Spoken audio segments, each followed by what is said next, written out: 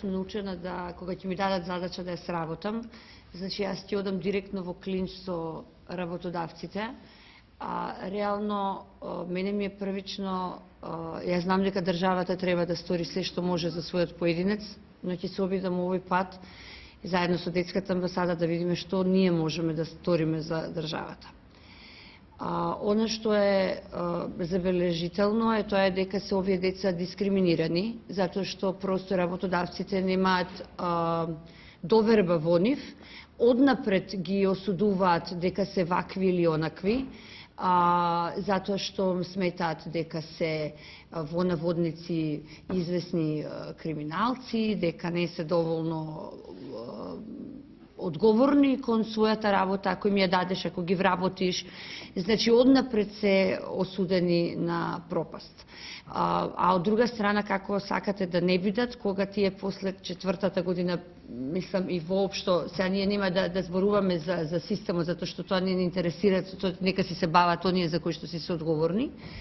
Како сакате да имаат доверба работодавците, кога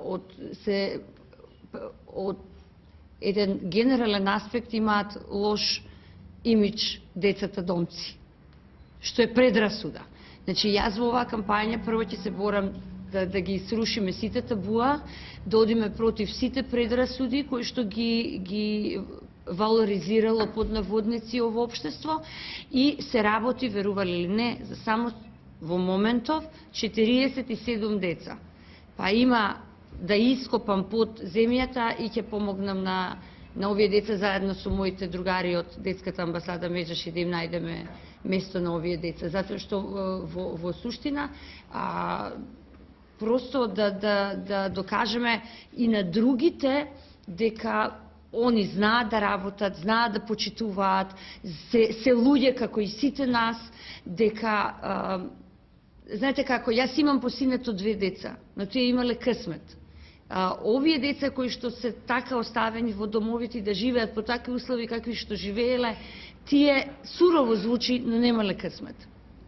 Значи, просто сакам да допре до ушите на сите работодавци. Јас ќе одиме и тет-а-тет да разговараме, затоа што имаат средно образование, ќе разговараме значи со угостители, со фризери, со тие што имаат супермаркети, нас единствен кој што лик реално и кој што е познат е градоначалникот на општина Центар, кој што им го продолжува договорот, не знам, на известни домци кои што работат во неговите супермаркети во Тинекс, но реално било кој од домците да прашате и да направите ресерч, сите ќе ви го кажат едното: не гледаат со други очи. Тоа не смееме како луѓе да си го дозволиме. Тие се исто како нас.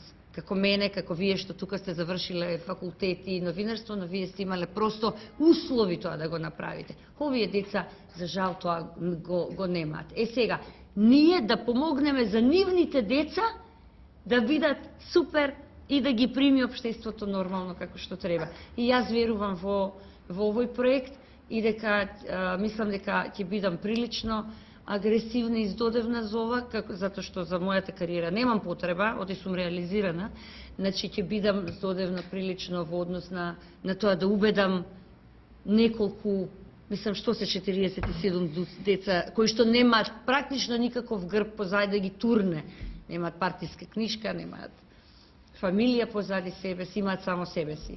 Но кај сега не имаат и тука нас, па ќе помогнеме колку што може и не колку што може, него нема граници, мора да се помогне.